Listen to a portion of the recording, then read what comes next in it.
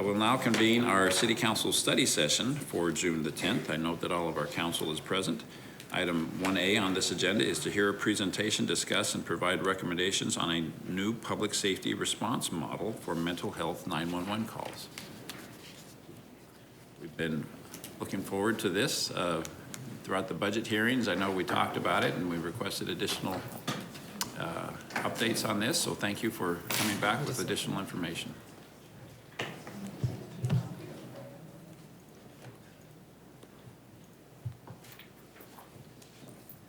Is it okay if I start? Yes, please. Take it away. Good morning, Mayor and Council. My name is Amanda Freeman, and I'm from the Office of Management and Budget. With me presenting today, we have William Riley from ASU on Zoom, and Matthew Moody and Justin Chase from Solari. And then I think you all know my special assistant today, Mr. John Pombier. Today, we are here to present a new response model to 911 mental health calls.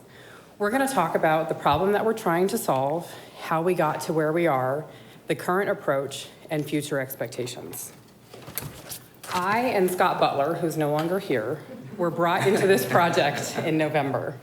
We had many conversations with both the police and fire departments, as well as a number of organizations outside of the city, such as Denver, LA, Eugene, and Albuquerque, to find out more about how mental health calls were being handled around the country.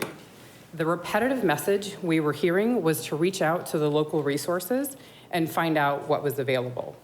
In doing so, we found out that Arizona is ahead of the game related to mental health care and is actually a benchmark across the country. We'll talk more about that this morning. Early on in conversations with Chief Cost, he stated, mental health is not a crime, but crime solvers are providing the primary response. This is the problem that we're trying to solve. Through work with PD and fire in the city manager's office, we've identified three main priorities. First and foremost, to connect those in crisis with the help and resources that they need. We want to reduce the burden on the hospital, court, and jail system.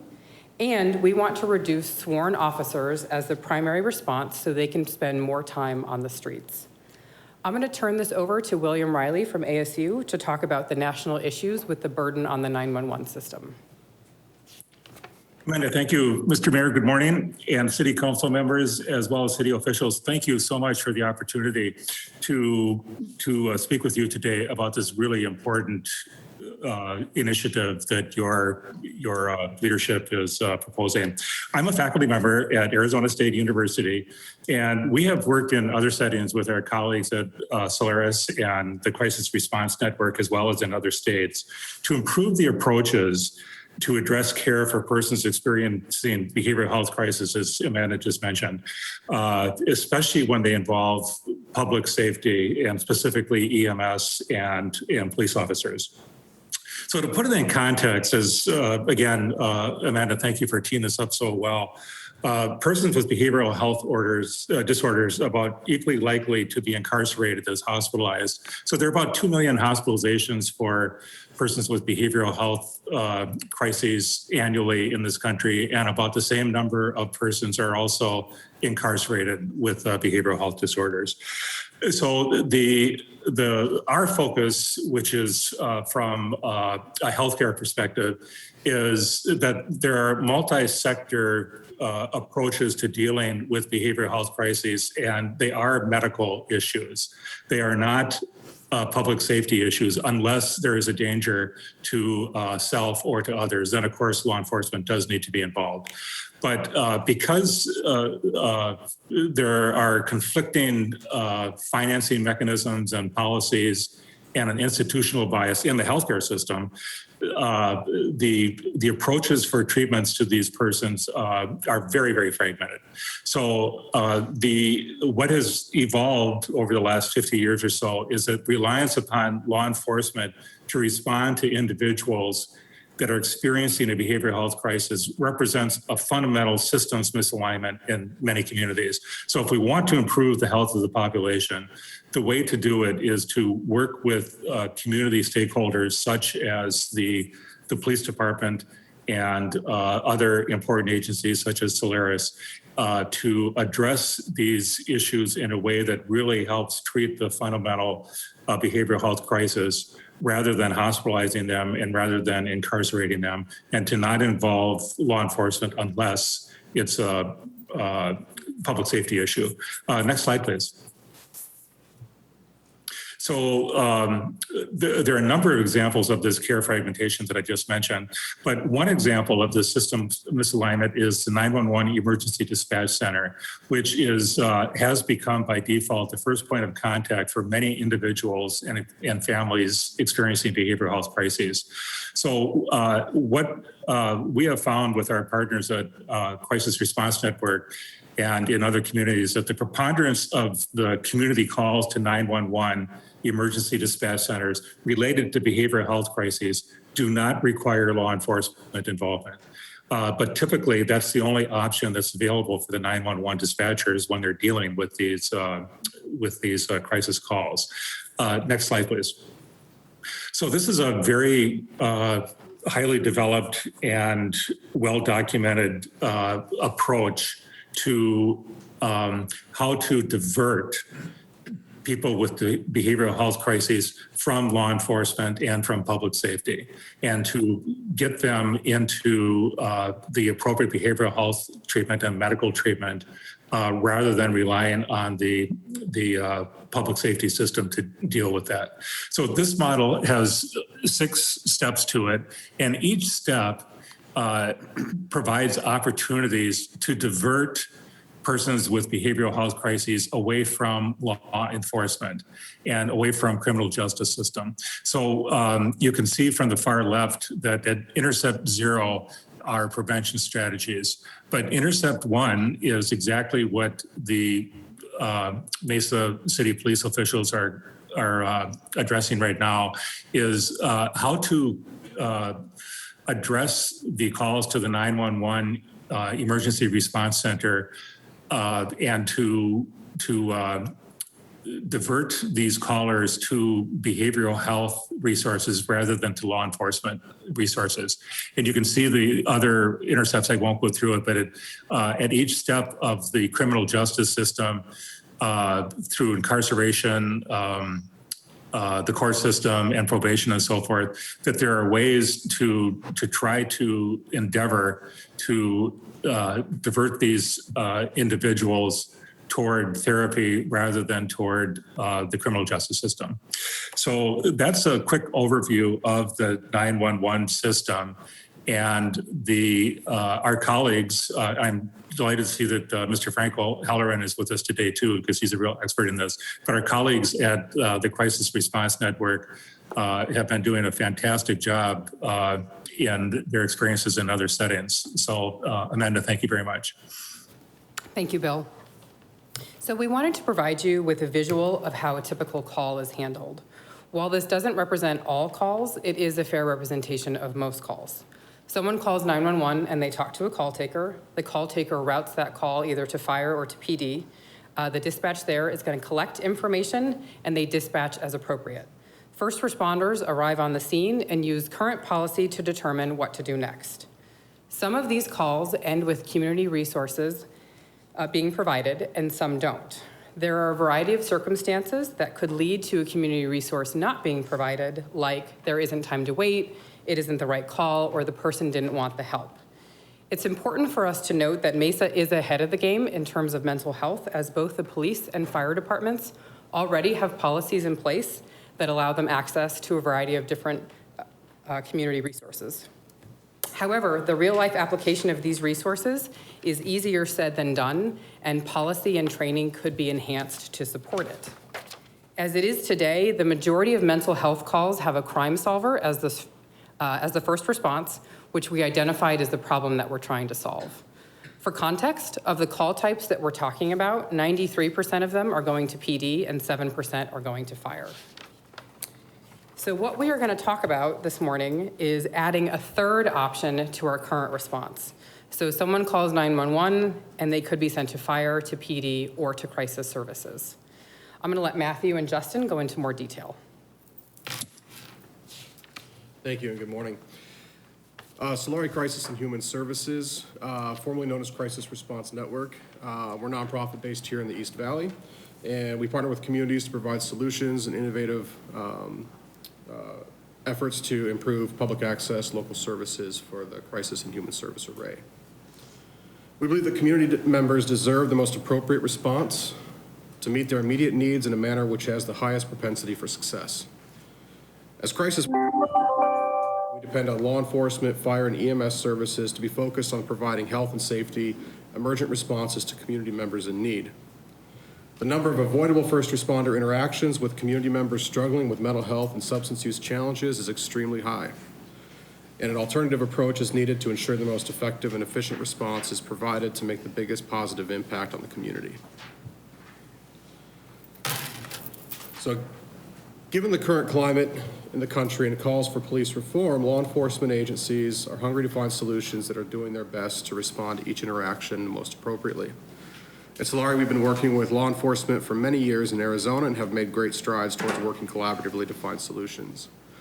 There are two approaches to collaborative responses to mental health and substance use challenges.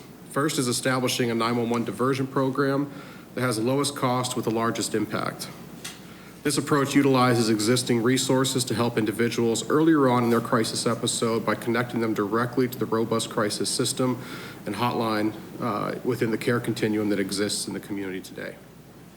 This approach greatly reduces the number of mental health and substance use related calls that officers need to go out on. In the event that the situation requires a higher level of care, then the crisis providers will coordinate appropriately with first responders to assist in resolving the primary issues. The second model is a co-responder model, one in which an officer is paired with a crisis clinician who jointly respond to mental health and substance use related calls. This could be a very expensive approach and still does not alleviate the number of mental health and substance use related calls that officers need to respond to. The City of Mesa team was among the first in the country to identify the gaps in care between crisis intervention, community emergent response, and public safety, and began exploring opportunities to better serve the community regarding mental health and substance use long before the current pressures that are impacting the communities today. City representatives approached Solari to establish a partnership to create an effective and efficient response model. This collaborative approach has much more promise and proven success than either group going it alone. The informal partnership with Mesa has been extremely meaningful to care coordination and minimizing disparities and gaps in connectivity for people in need. With the proposed formal agreement, we will strengthen existing processes as well as create a seamless connection between dispatchers, first responders, and the robust crisis system in place within our region. Morning, everybody. Just to give you guys a sense of what the plan actually looks like, we're going to co-locate a crisis mental health specialist from Solari in the dispatch center. The goal there is to provide on-site staffing and coaching on how, what types of calls, increasing the types of calls that can be sent over to the crisis line. We're going to do individualized training and classroom training for all 911 dispatch staff. And then we're going to work with our experience to grow the policy and expand the policy of what types of calls can be sent over to the crisis line. And just to give you guys kind of a sense on how the crisis system is structured in Arizona, it's a requirement of the state to have 24/7, 365 crisis services available to anyone in the community free of service. The state, through Access, contracts with an organization called the Regional Behavioral Health Authority, and that's Mercy Care in Maricopa County. And Mercy Care works with individual providers to provide the crisis services, which include the crisis line, again, 24/7, 365, crisis mobile teams, and then crisis facilities like the Community Bridges facility that you guys have here in Mesa. And so that way, there's different levels of access and different levels of care available, depending on what kind of emergency someone's handling. So Mesa came to us and asked us how they could improve the policy of how call takers handle crisis calls, specifically suicidal callers. And we implemented that policy in September, October of 2019. And what you're looking at in this graph is we had about 3 to 5 average calls transferred over to the crisis line prior to that policy. And you can see since that policy is implemented, we're looking at about 100 calls per month. So big increase here. And So in a similar project we saw with another municipality, we saw 142% increase by co-locating a crisis specialist. So we expect within the next 6 months, we'll see a 50% increase in calls transferred over to the crisis line. And then after a year, 100% increase in calls.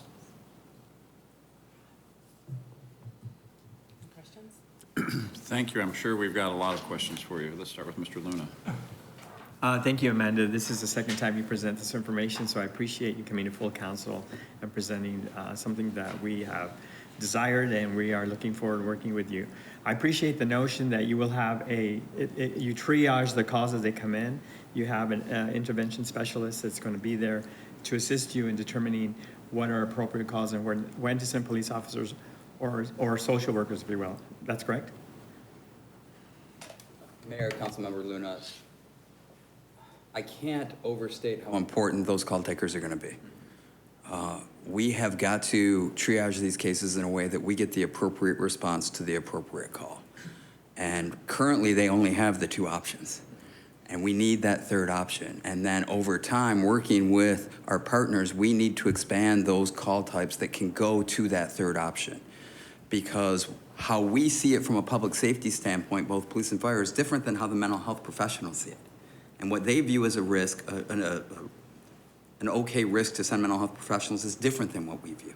And so over time, we've got to expand and work at sending that resource, because I think nationwide you're seeing the thought of sending an individual with a gun to a highly charged situation and expecting it on its own to de-escalate probably isn't going to work. So we've got to engage the professionals, no matter how well we train our staff, to handle the calls that they can.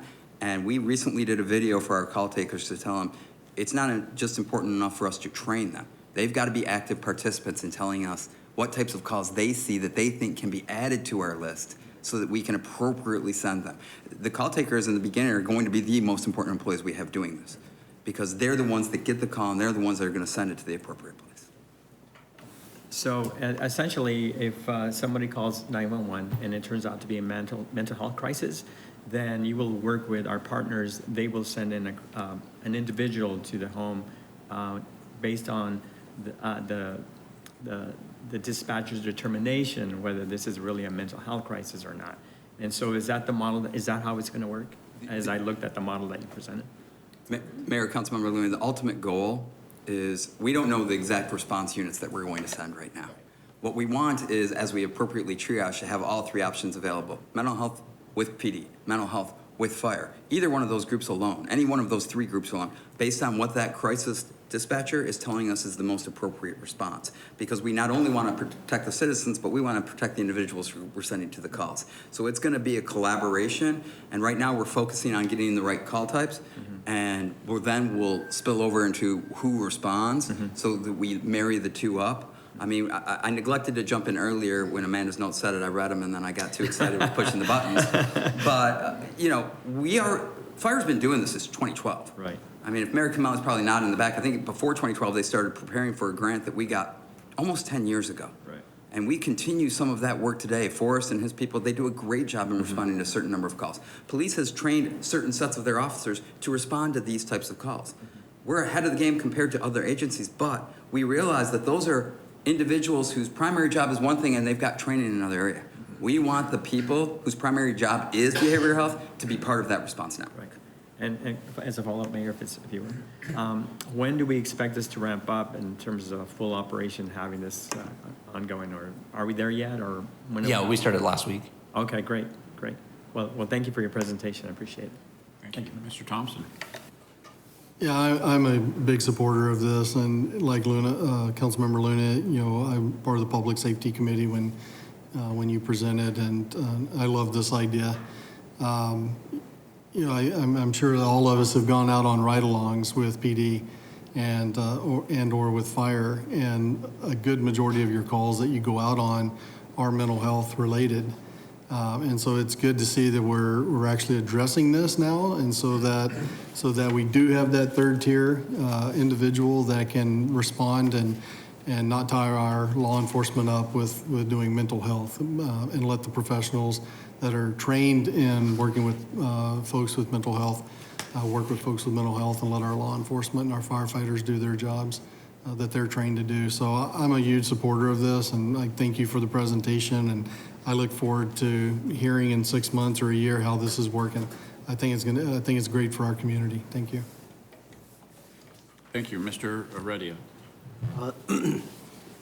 On the logistics of taking in the calls, in the slide of all calls are handled tomorrow, is there, when you mean co-locating a staff member that's a crisis dispatcher, are they taking calls as well? Is it being routed as far as the initial call to when the determination is given to be in a mental health crisis to another dispatcher, or is that seamlessly just done with the current dispatcher that's taking the intake call?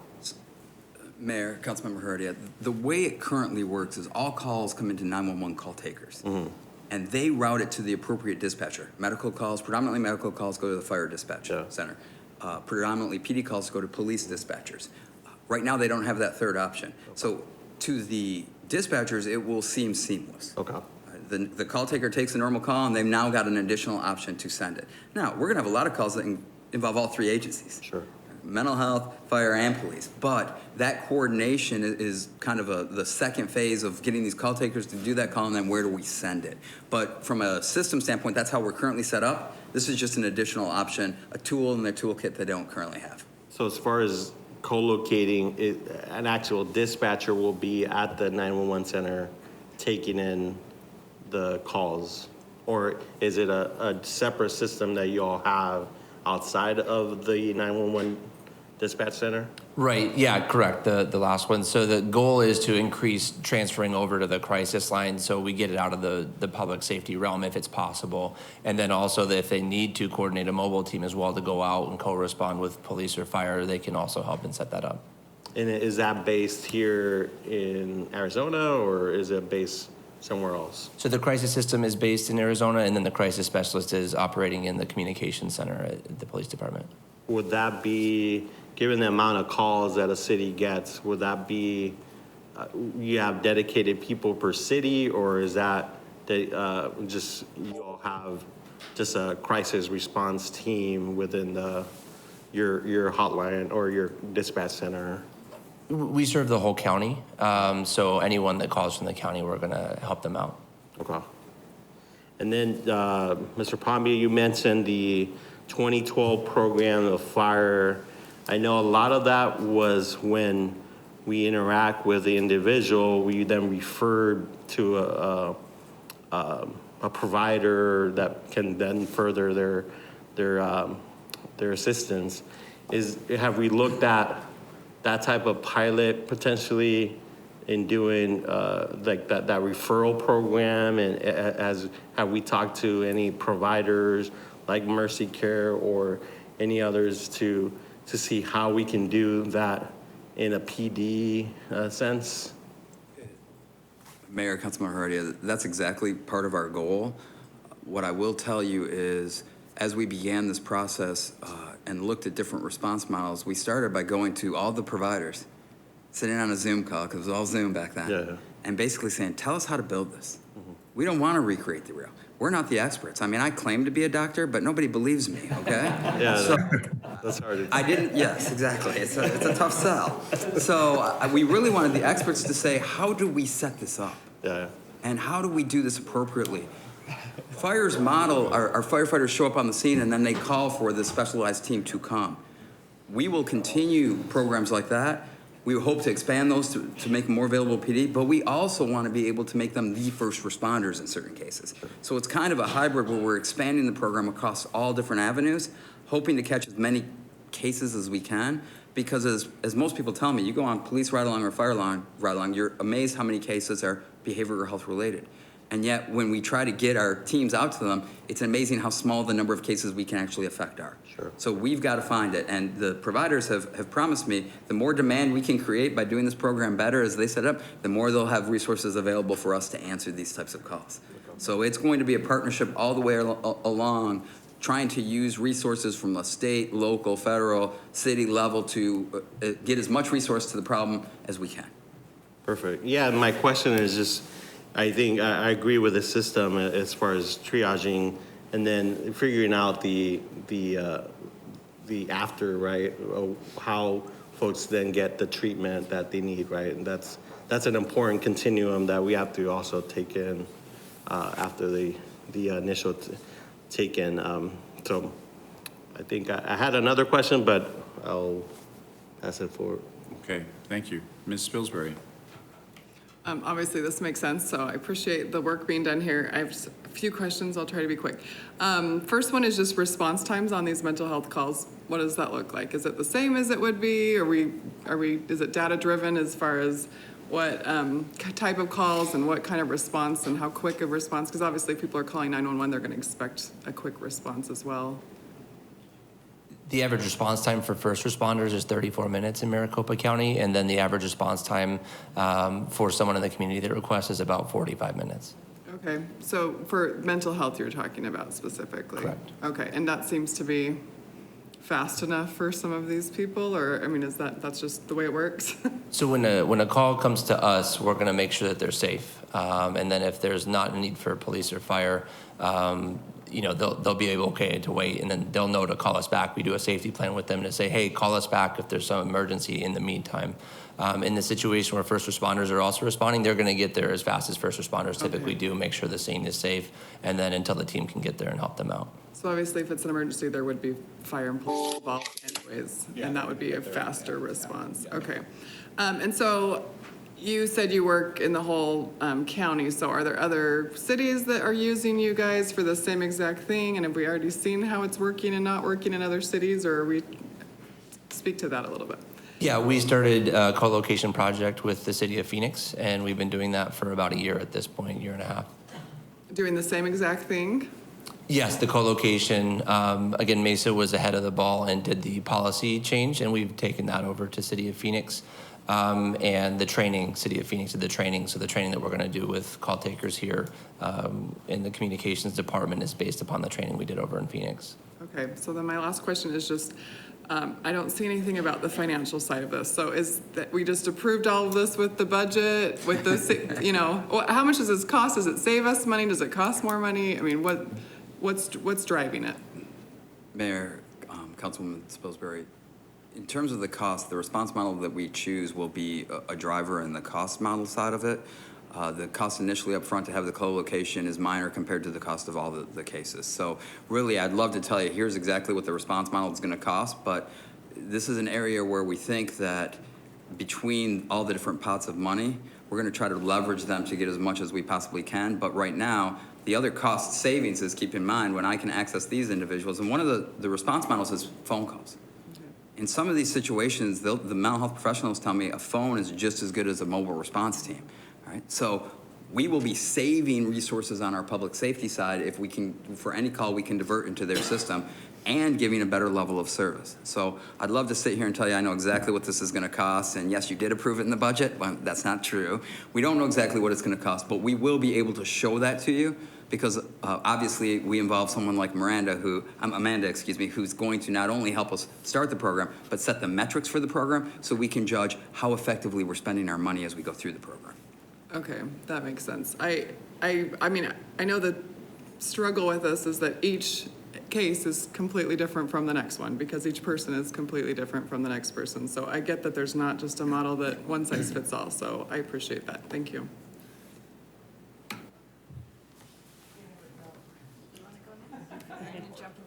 Please, yes. Thank you. Vice Mayor. Okay, I have a few questions. So in regards to the continuum care, I'm looking at the model here from crisis dispatcher, crisis response, and then it goes into providers, crisis facilities and such. How does that occur? I imagine many of the people may not have insurance. Many of them might be homeless. A large population we have of homeless, have some mental.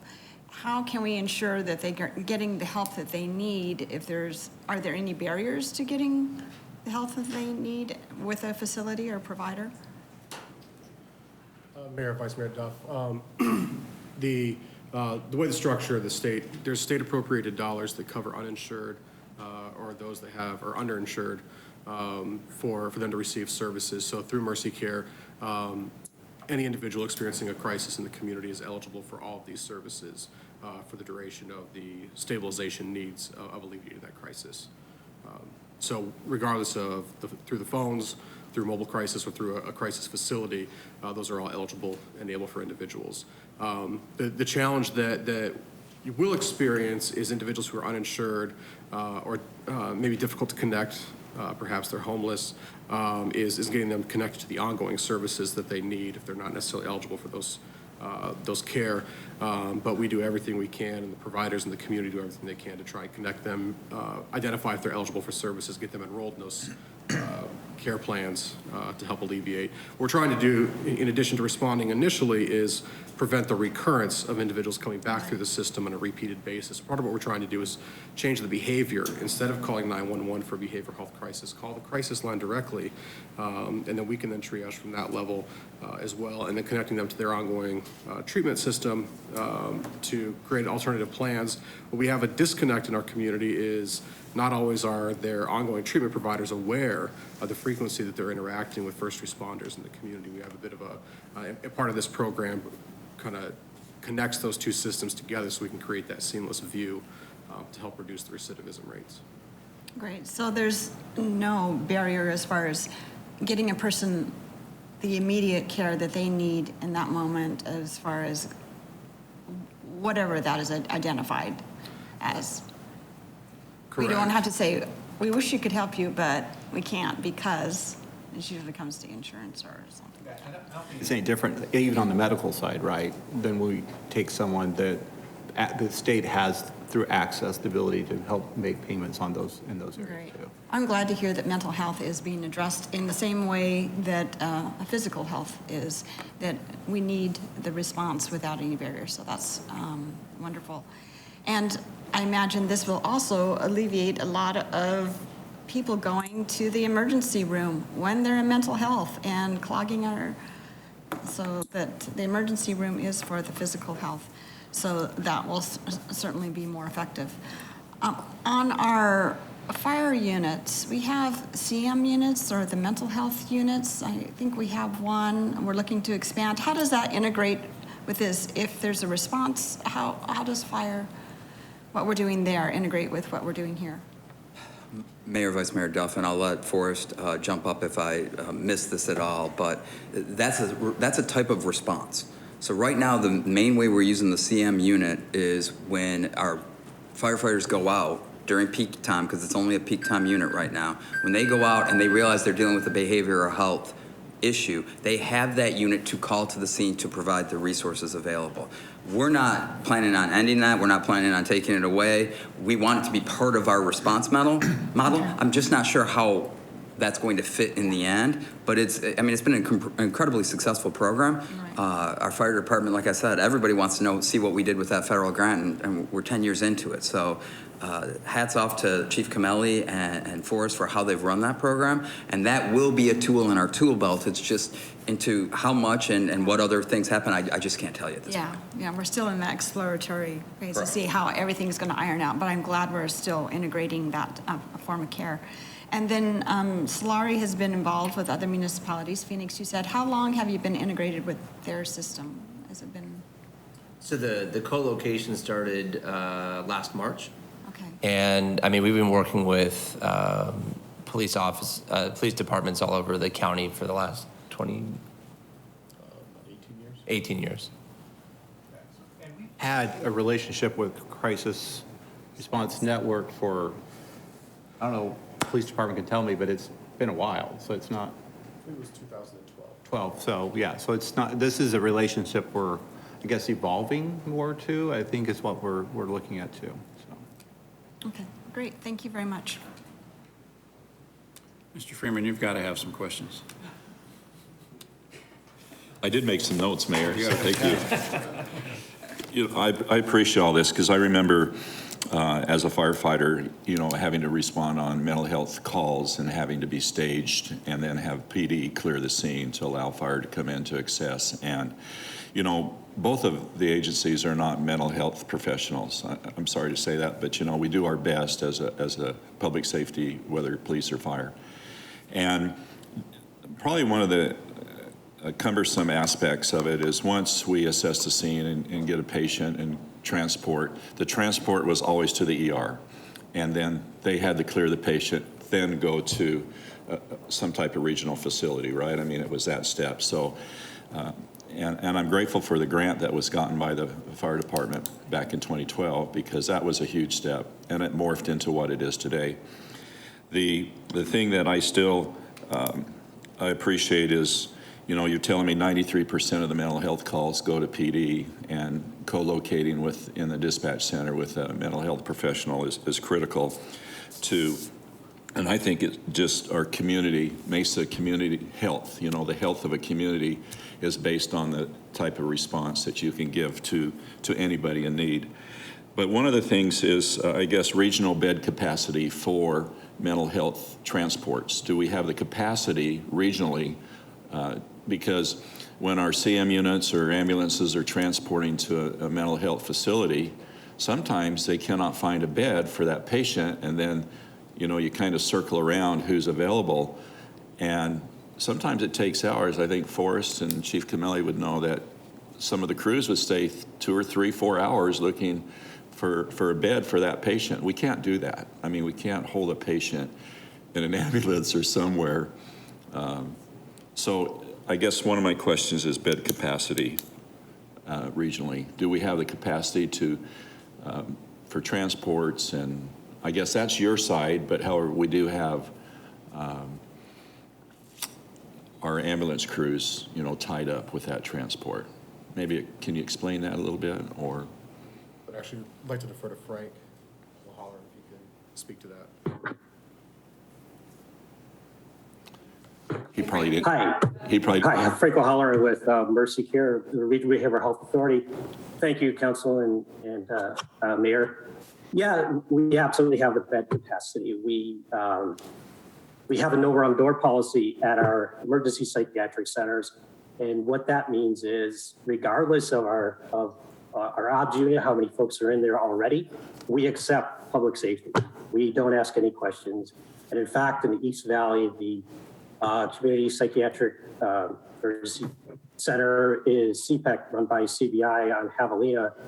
They have a drop-off time right around a minute every single month. So we're extremely efficient in getting folks to crisis. Inpatient beds, it's rare. I do the data every morning. I do this bed summary, and it is rare that we don't have any beds anywhere. In fact, I can't, when I say rare, because there might have been a day when that happened, but I can't recall one. So we do have bed capacity, and it's a shame I'm hearing that it took hours to find folks, because that just shouldn't have happened. And we have a system of information exchange that when we run into problems, when we run into those glitches, police officers call us, and we're all very connected.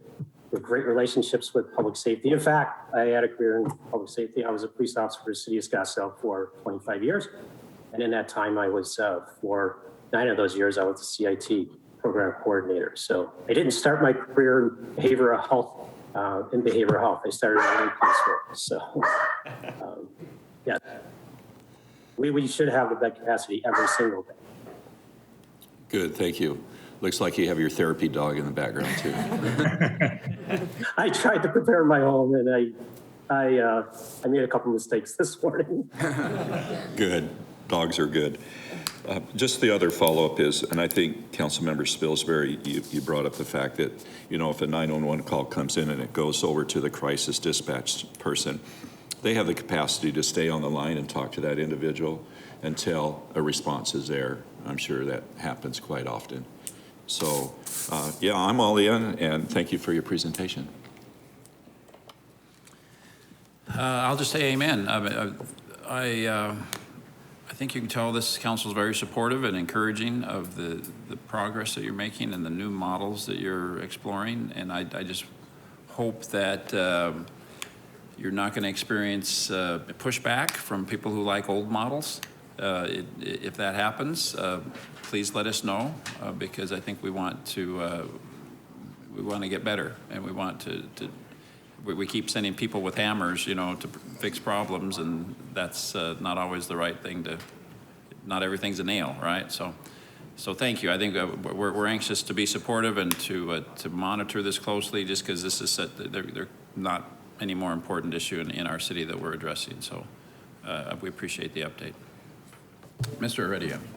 Quick question on, John, you mentioned metrics, and a lot of this work is really hard to kind of intake as far as doing paperwork and telling a story of how person's life change, and so what is not only budgetary, but what are the metrics that we're trying to capture, or are we working on how do we tell that story of the work that we're doing here? Because that's an important aspect of how we set up this program to succeed, right? If we're not capturing the right metrics, it'd be hard to kind of elaborate and keep this going, right? So what are some of the other metrics that we're doing to collect that type of information to have this program succeed moving forward?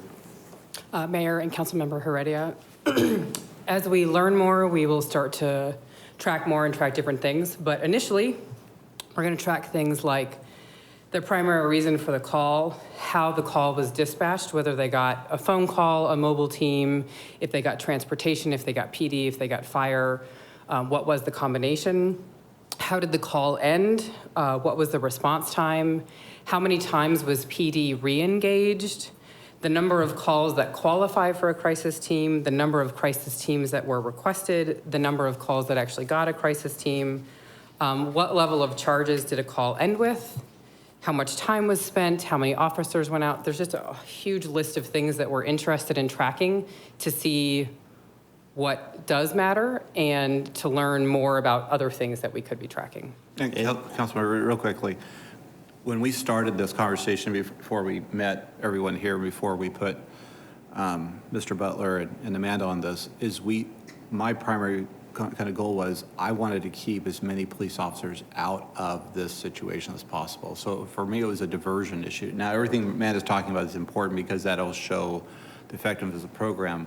But for me, the success is diverting these calls so patrol officers are not responding. Sure. Because we're putting those patrol officers in a situation where they're trained but not obviously a clinician, and trying to de-escalate those situations can be very difficult for them.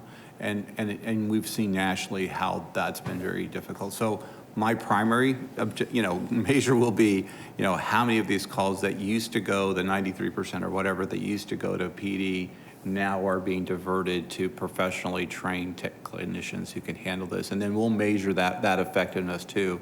But I would say first and foremost, that's going to be the measure we're going to track. Thank you. Perfect.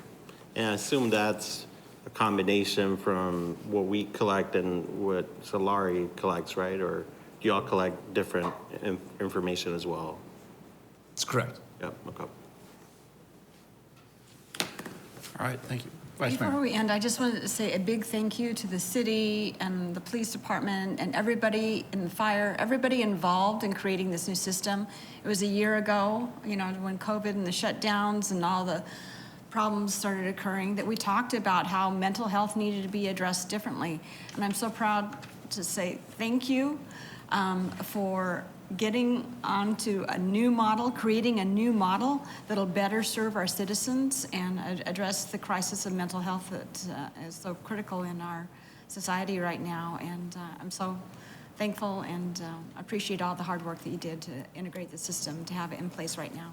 Vice Mayor Duff, thank you for saying that. And listen, Amanda's sitting here in front of you, along with Mr. Butler, who's now somewhere in Texas, sweating, hopefully profusely, for leaving us, took it upon themselves to take on this project. And then, obviously, with police and fire, and then doing the survey throughout the country, and everybody saying, well, wait a minute, you already have a system. Why don't you figure out how to use what you have? And then, we were working within the system. We had connections, but they were able to really pull all the pieces together, like you said, because we kind of had all these different responses and programs going on, but they came in and did the analytics and pulled the whole picture together, I think. And you can see we can't tell you exactly how everything is sewed together, but we have a better idea of the pieces that need to come together. And I think that's what we want to present to council, is that's the direction we're going on. But anyway, Amanda has a lot to do with pulling all this together. So I just want to thank her publicly for her work too. So thank you. Thank you. We look forward to bragging about how great this is going to be. So thanks for your help. Thank you. Next item on our agenda, item 1B, is to hear a presentation on the extension of Proposition 400, also, which is the Maricopa County half-cent regional transportation sales tax, and discuss projects to be considered by Maricopa Association of Governments, also known as MAG, with a focus on transit, streets, and highway projects.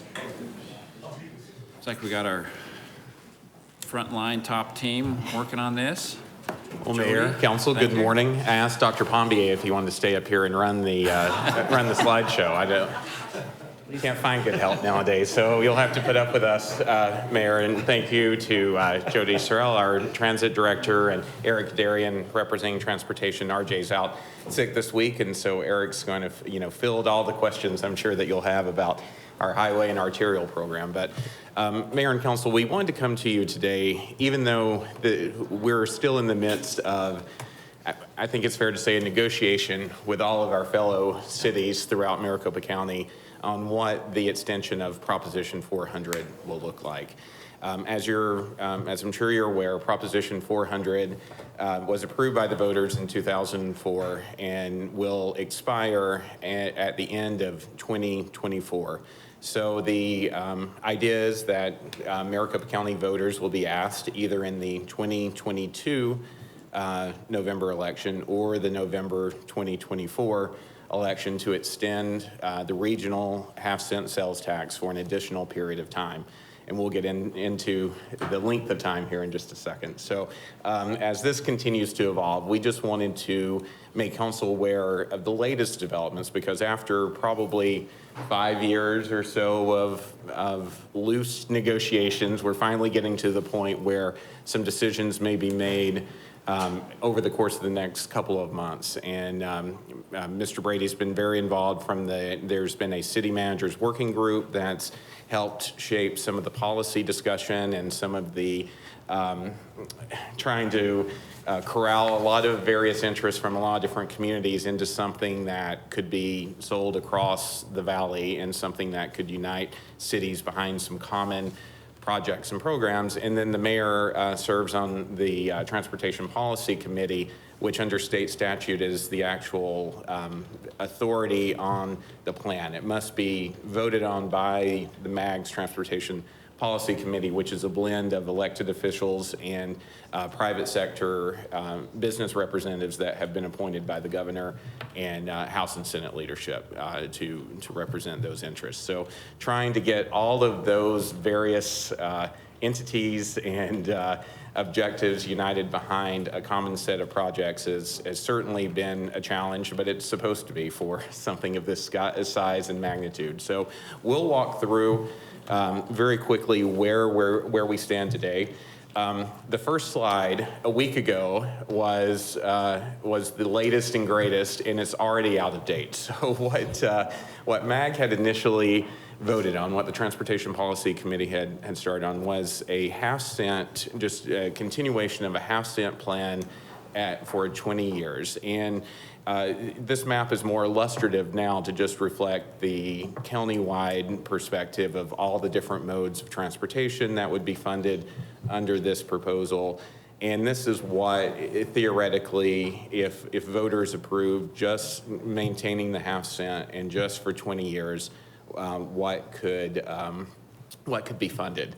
But immediately after the plan came out, there were many communities, ours included, who saw some priorities had been left off of this plan. So the Transportation Policy Committee voted just on Friday to put a new proposal forward, which is maintaining the current half-cent tax rate, so no tax increase, but would extend the period of time of the plan from 20 years to 25 years. And by doing that, it was able to take care of a lot of the remaining priorities that some of the communities had in the far Southwest Valley and in other areas that were looking for major infrastructure pieces, like the State Route 30, if you've heard of that, the I-10 reliever that will be built in the Southwest Valley has been a huge priority for some of the West Valley cities, and that was able to be fully funded under a 25-year scenario, but was not under the 20-year scenario.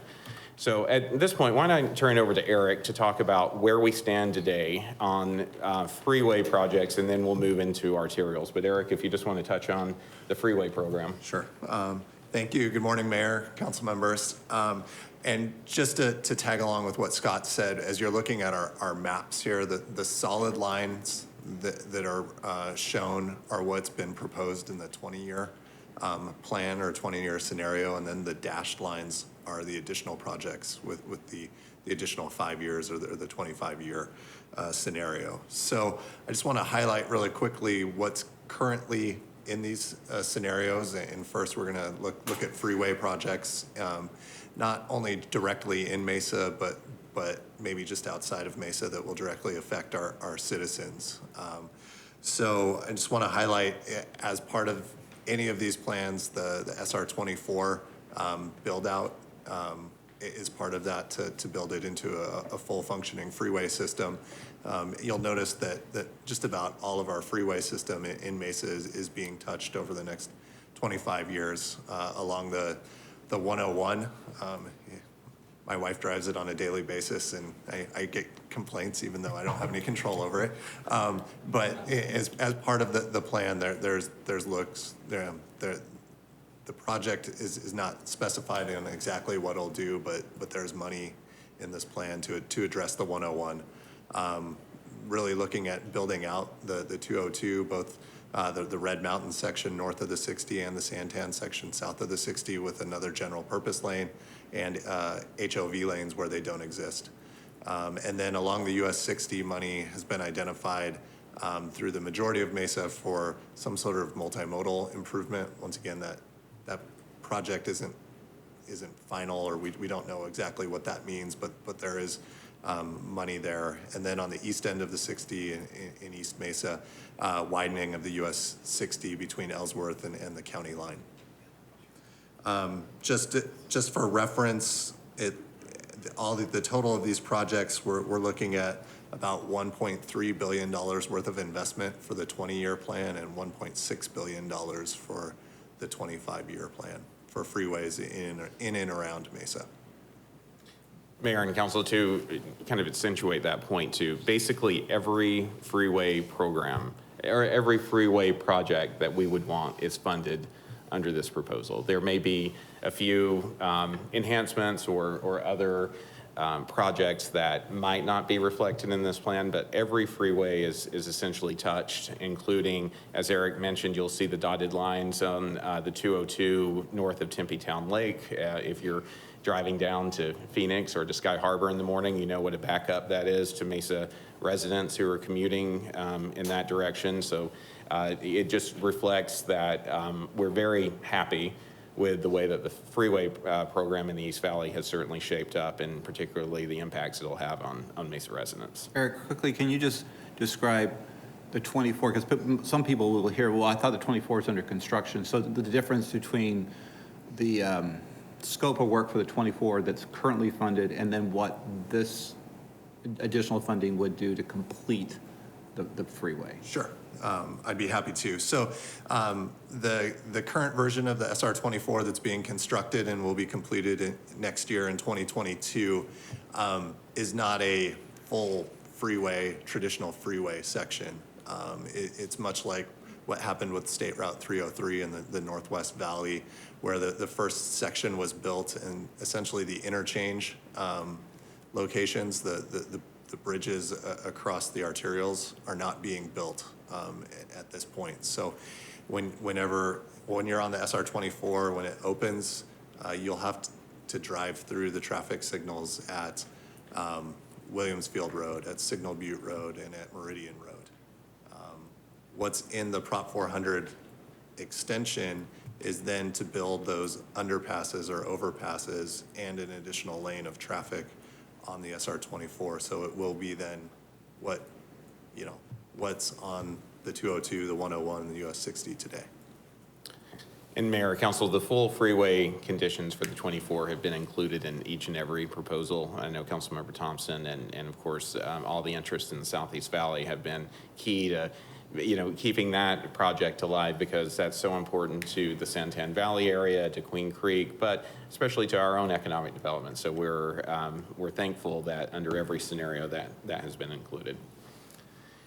So we'll move on to the arterial program. Excuse me, Scott, Yeah, Mr. Thompson. Eric, just, one of the things that Councilmember Lunar and I were just pointing at is the freeway projects. And you're right, there's not a single freeway that doesn't touch Mesa in one way or another. And I'm hopeful that going forward, we could have better dialogue with ADOT to prepare our residents for the scope of what's happening on the freeway system, so we don't end up with some of the issues that some of the other cities have seen, whether it's through construction or through maintenance. But I just think there needs to be a better dialogue that's kept so that we're not being reactive to a lot of the construction issues that are going on, but being proactive in talking with our community and others. So whatever we can do to increase the dialogue between ADOT and MAG and the cities, I'm all in. Just let me know what you need me to do. And Mayor and Councilmember Thompson, we appreciate that. And unfortunately, the problem that comes up time and time again is ADOT is underfunded by the state. And they are always looking for ways to pass along responsibilities that have traditionally been State Department of Transportation responsibilities onto MAG and onto individual cities. Eric confronts that each and every day. We get a new request about a certain segment or a certain intersection or a certain project that ADOT would love for us to assist with, i.e. pay for or take over responsibility. And it's a constant struggle, and it's going to be that way until the state gets serious about finding additional maintenance dollars for ADOT. And so you're right, Councilmember, it's a challenge that we're going to have. Luckily on the construction side, we're fortunate that a lot of this will all happen within the right-of-way and footprint that's already there, unlike past projects where we've built new freeways through yours and Councilmember Luna's district, and it's been quite the ordeal. We're glad that a lot of the construction, but on the maintenance efforts, like you alluded to, there's a resurfacing, there's other issues that are going to be hotly debated, and that's something that we do need a strong partnership with the state on those activities. Great. And on the arterial program, before Eric walks through this, just wanted to say we submitted, just like every city, MAG had a call for projects several months ago, and so we submitted a robust amount of arterial projects throughout the city. As you might imagine, with every city doing that, MAG had to come up with a formula and a criteria by which they rated these projects. And so what Eric will talk about today were the projects that we submitted that made the cut, that were deemed to be of regional significance and critical enough to receive regional funding. Yeah, and I think to go along with that, we essentially looked at 2045 or 2050 as Mesa being built out, and that our arterial roadway network should be built out at that time. So we submitted that list of projects. These are the ones that met the MAG criteria. I'll just do some quick highlights. A lot of them are in Southeast Mesa because that is where our arterial network is not complete. But I also do want to highlight that we do have funding in the 20-year plan for Broadway Road between Alma School and Mesa Drive. In the 25-year plan, we'd also be looking at Mesa Drive north of Main Street to add to the improvements that we've done south of Main Street over the last 10 years. Some of the lines are longer. I'll just highlight Signal Butte. Looks long. Signal Butte's already built out in a lot of locations, but this would really be able to finish Signal Butte north-south all the way through the city to add the final lanes or sidewalk and bike lanes where they're missing.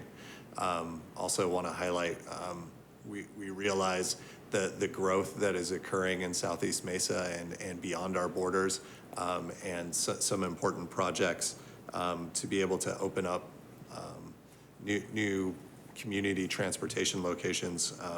One is the Warner Road segment between Power and Sossaman that currently doesn't exist. That has to cross the East Maricopa floodway and is going to be an expensive project.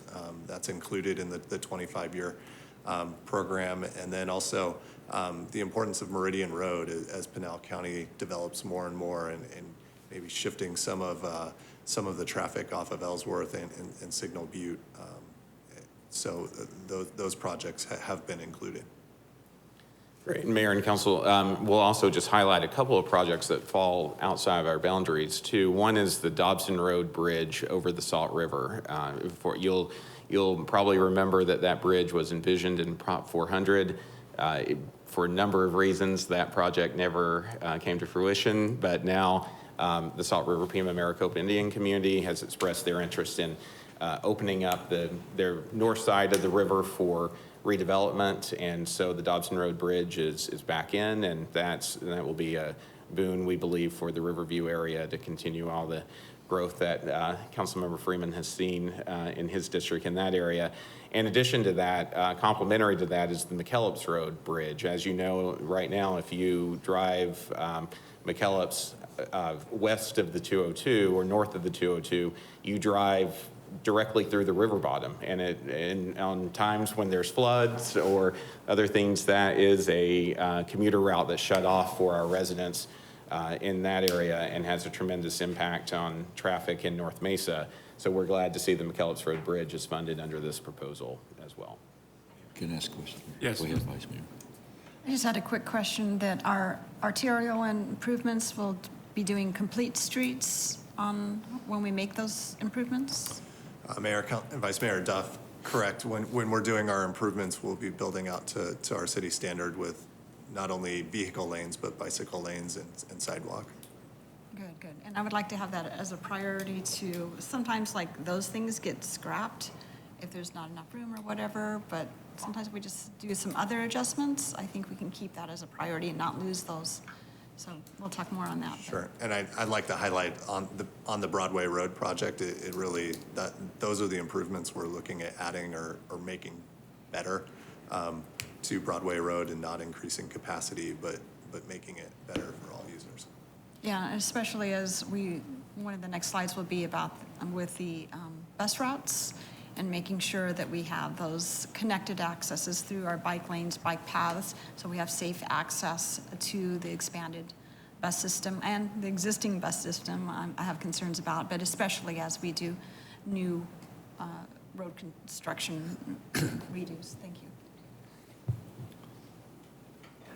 Hey, Eric, I've noticed the Mckellups Road improvements, but if you drive down Mckellups and then it curves down to Chrisman and then to Brown Road, so is the plan then to cut straight through to make Mckellups continuous until you get to Apache Junction? Mayor, Councilmember Luna, that is the plan in the long term. When you get out to 2050, that Mckellups would continue all the way continue east further. There are some floodways that we have to cross as part of that, so that needs to be looked at. But that's the long term plan. Okay, great, thank you. Mayor. So, Mr. Butler, you did a spoiler alert on the Dobson Bridge, what's the timestamp for that? Is it just in like the next 20 years, or I know it's been talked about? Yeah, Mayor and Councilmember Freeman, you're exactly right. All of these projects too, the first battle is getting your project included on the funded list. The second battle, which will be equally fun, is what phase of the 25-year plan your project falls within. So we'll, as soon as we can get consensus on projects, then we'll start that interesting discussion. Okay, I just wonder if I was be dead or alive by then. So. Yeah. Right. Well, this funding, the current Prop 400 expires in 25, right? So this new funding, these new projects would certainly be beyond that. Okay. That's correct. But it's good for that conversation. I appreciate knowing that, because that's been talked about there's some logistical issues with that, and, you know, having the Salt River community on board is a huge hurdle, so to overcome. Thanks. Mayor and Councilmember Freeman, I think it's probably fair to say the Salt River Pima does not have as many projects in the plan as maybe other communities do, and so I could see this being a top priority for them, considering the development patterns along the river. And as we've seen and Tempe has seen, they're certainly watching all of that too and understanding the opportunity on their property. All right. All right. Oh, sorry. Yeah. No, I was going to say now, part of the fun is we've highlighted, of course, the major programs, the billion-dollar programs that are in the plan, but there is a lot to a $36 billion 25-year plan, and so we'll touch on that both in transit and on the streets and highway side. So, Eric, do you want to just give them some highlights of all the other types of programs funded? Sure. So, as we've talked about, there's a freeway program, an arterial street program, and then there'll be regional pots of money in these additional programs that are up that projects right now are not being identified, but pots of money, and then MAG will have a call for projects for those types of projects that we will then compete like we do today for that funding. So you know, we're happy to see that there's one of the new programs is arterial rehabilitation. We would call that arterial reconstruction when we've been talking about the bond. That would be for major rehabilitation of streets. They're going to continue with a safety program. They have an emerging technology program that not sure we know exactly what that looks like as emerging technology over the next 30 years, but we're sure that'll deal with automated vehicles and any sort of communication that our infrastructure needs to be able to provide to automated vehicles. And then the active transportation program for bike and ped facilities is something that is being pushed by all the cities to increase that amount of funding. I'm sorry, before we move off of that, to me, this seems like a plan that's checking a lot of the boxes. Like you said, Scott, all the things that we need and want, we've been able to fit into this. But can you talk a little bit more about canal development, bike path development? It seems like is that in the past when we've done street bonds, we've just said we're going to allocate some money for that and we'll figure out later what the specifics are. We'll engage in community engagement. And I mean, is that kind of the approach on this as well? Or to what extent are we're just setting some money aside and saying we're going to figure out the details later on that aspect? Mayor, that's a great question. Traditionally, our pathways or our whole bike and ped facilities upgrades have been done either locally with bonds or through federal grants that come through MAG. What MAG is saying now is the federal grant is that federal grants are not enough funding for the active transportation world, and so we're going to apply some regional funds through you know this half-cent sales tax to increase that amount of funding regionally. Those active transportation projects haven't been identified. MAG usually goes. It's usually on a 2 or 3 year cycle. They'll do a call for projects for 3 to 5 years out. That's when those projects do get identified. But to your point, Mayor, it is a competitive process. It is, yes. And so we won't know until we go through that competition. So that's why it's good for us to have projects identified ahead of time, especially on the canals, being able to say, in addition to what we've already have funded through our bond program, but as you know, Mayor, there's some of those, we're only getting around half of the, loop or the Lehigh Loop or whatever. And so we'll be watching these and for the opportunity to extend those active transportation, whether it's the canals or whether it's linking parks or whatever we've been able to do in the past. So we'll compete regionally for that later. Yes, this is just it's like a pot of dollars without having, you can even imagine, even on the arterials you just saw, that, you really know what's going to happen 25 years from now. If you go look at the arterial program we had 18 years ago or whatever it's been, and where we are today, a lot of it's intact and most of it is, but we made some big changes to that too, which was reflective of the demand and the interest of the community now versus, 2 decades ago. So I think they've wisely said, listen, we know these are emerging technology is going to be necessary in 20 years, or active transportation projects are continue to be important. But instead of trying to come up with a list of all those projects, then kind of do what we did with arterials, they're setting aside the pot, then they'll create the process where communities will, for that, and I think that's wise to kind of look at it in a shorter period of time to compete for those dollars, and they'll allocate those dollars out from there. Mr. Luna. So, Mr. Brady, essentially is we have this plan in place, and but we'll still have to compete for those dollars in order to. The ones that you see, not the ones that, not on the arterials and the freeways, those are. Are they committed? They're identified projects, yes. Okay. Now, yes, there is flexibility, I think, especially arterial, sometimes we've seen we can move some things around a little bit because they're inside our city. But we kind of want to go in suggesting this is what's best for us and what we want to do. When we get to these other list of projects, especially, emerging technology is just a category. Nobody really knows, kind of what that might be. We can imagine, but until maybe 5-10 years from now, driverless vehicles, for example, and putting the infrastructure in place for that. So I think, so it's a combination of very, like freeways is very specific. Right. Yeah, it's much more specific.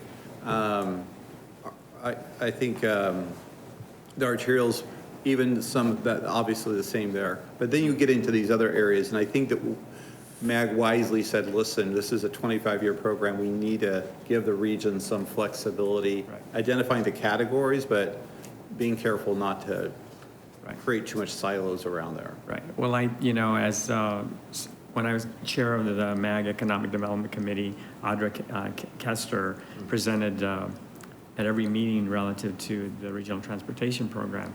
And so one of the things that she suggested is that we really needed to let the public know what was going to be happening. I just want to make sure that we're promoting this on our social media channels, that what we're saying is what's going to happen.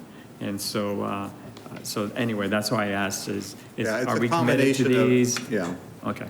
Yeah, we'll do that. Right now, we're telling you something that is still in the works. Right. But this is, as Scott said, this is the option that seems to be bubbling up and getting the most support. So now when we're in meetings and this proposal is brought up and saying this option is brought up, as opposed to before it was like 4 options or more options, and there was a lot of debate. Now when this one comes up, there's kind of this kind of concurrent silence that everybody's kind of, you can tell people are, I think, settling in on this proposal. But we don't want to represent the council. This is the finality of it. We don't want to get ahead of the process. Okay. And I know that there was also the notion of even making it a 1-cent sales tax. Obviously, that didn't go through with the mayor's committee in terms of moving forward. So, but we did extend the timeline from 20 to 25 years to try to capture what we can in order to make these road improvements. And remember, even with the arterials for sure, there's a match. Right. So just because it's not fully funded, just like as we talked about that $100 million Mesa Moves program, that leveraged $62 million of regional dollars, but we had to commit the $100 million to get the 62. So the city will have to look out into the future, 5, 6, 7 years, continuing to look for opportunities to leverage its match to do these projects. Okay. And Mayor, Councilmember Luna, that's to piggyback on what Mr. Brady was just saying. That's really important because almost each of these pots that you see on the screen right now requires a local match, and we're really well positioned to leverage those with our local street tax. Thank you, voters, for that, and also our bond programs. Thank you again, voters, for that. And we're in a better position than most communities are to leverage the local match, and that has played out many times over the course of Prop 400. Whether it's with the arterial program or others, you see other cities struggling to come up with the local match that they need to leverage those federal dollars, and we've been able to then, use those dollars. And on active transportation projects, if we get more money from the region, then that allows us to stretch those dollars further and maybe expand the scope or add additional projects or other things. So it's a great win-win when we're able to leverage those dollars. So where does HERF play in all of this? So out of the $36 billion program that's on the table today, the half-cent sales tax only represents $19.5 billion. The remaining amount, 17 or so billion dollars, comes from different mixtures of federal funds, and HERF being one of those, and especially on transit dollars, federal transit dollars, and other things. So what the plan does is really, absorbs all of those federal funding opportunities that come to the region by formula, and combine that with the local sales tax to create the overall program. And that's one of the things that, sometimes when you talk about the half-cent plan, well, that is huge. That's 50% of the program, but it's only 50% of the program. The rest of it is federal funds and other funds that come to the region. So we have to leverage all these dollars in order to make our transportation effective and work. That's right, yes. Vice Mayor. So just to confirm my understanding, I know that MAG did a community outreach called Our Momentum, went to various community groups and got their input on the program, whether it's half cent and 1 cent, whether it's new capacity or optimization. And I see that we have the optimization. So that has been decided by the MAG committee that the mayors are on, or elected officials are on. Mayor and Vice Mayor, yes. That's where we are? That's correct. The plan that we're talking about right now, the 25-year half-cent plan, while it hasn't been formally adopted, the direction from the committee has been for MAG to continue to work based off of that plan, to make revisions, to make the different tweaks and refinements that the various communities are asking for. Okay, so we're at the half-cent optimization plan with some adjustments, 20 to 25 years to allow additional projects. Now, how are we allocated dollars? Is it based on projects or population as far as what we're allowed to apply for? So Mayor, Vice Mayor, primarily it's based on project, and this has been an extensive work in progress from both of their departments over the course of the last couple of years as we've submitted projects. They've been rated by MAG. Every project has been scrubbed down and looked at, and so it really is a project by project funding. That being said, MAG staff does look at the overall landscape and allocation based on maintaining regional equity and jurisdictional equity. They hate to use those terms, but they do. And they would strike me down. He tried to say that without using jurisdictional. Exactly, but there's no way to do it. They come up with some creative words, but it is. That's what it is. It is jurisdictional equity, and that's one of the things we look very closely at, and we're looking at right now, and there's still some refinements that we're asking MAG to make sure that Mesa voters are getting their fair share out of this program. So we're very cognizant of that. We're in a good position right now. We feel comfortable where it is today. And we'll talk, maybe someone will talk about, especially when you get to the light rail side, there's some significant ongoing commitments from the region to fund our fixed rail systems that are important for Mesa too. So just quickly, as we went into this, one of the criteria that some of us made a really significant point was we needed the sales tax continuation because we have a lot of projects in place today that are relying upon regional funding today. That the city, whether it's a bus line or light rail, not operations, but the capital side, and there's a lot of things that we rely upon today that are just assumed that the region's going to pick up. And we wanted to make sure that when the date after this, at a minimum, we needed those commitments to continue out into the future. And that was a pretty big battle.